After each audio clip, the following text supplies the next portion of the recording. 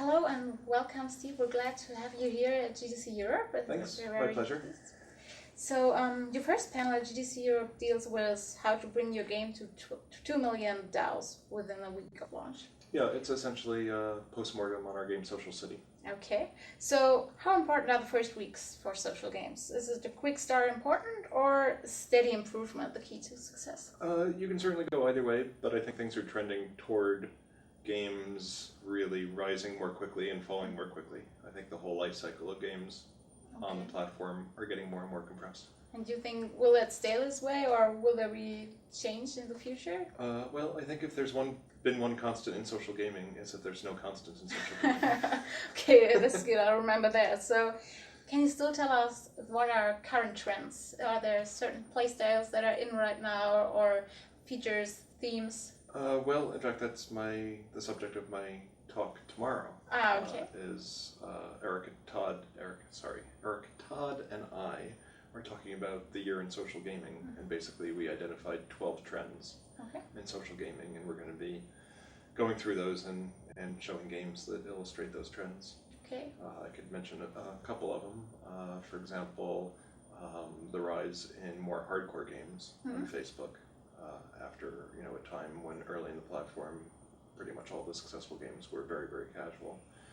And another trend would be rising production values in games. That sort of the bar for not just sort of the cost of making games, but also the length of time it takes to make games and sort of the audience expectation for level of polish, sort of level of stability.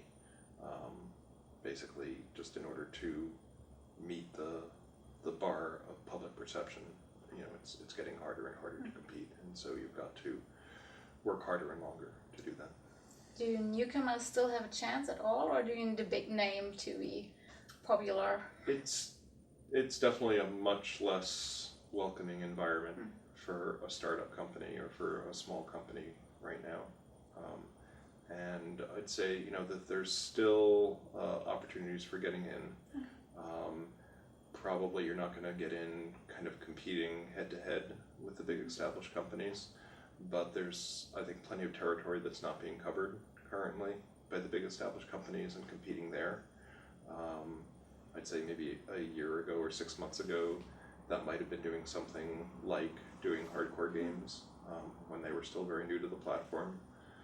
Now that area has gotten a lot more competitive, but I'd say try to identify other niches like that that aren't being served.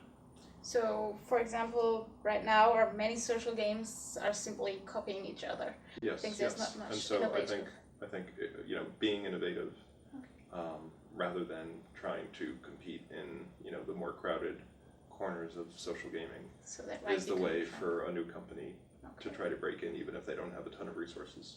So you think we will see more innovative concepts in the future? I hope so. Me too.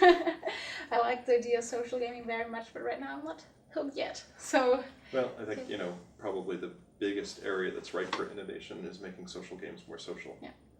And the use of the social graph so far has been really not advancing at all. It's been minimal, and no one has really even been doing too much experimentation in other ways to use the social graph.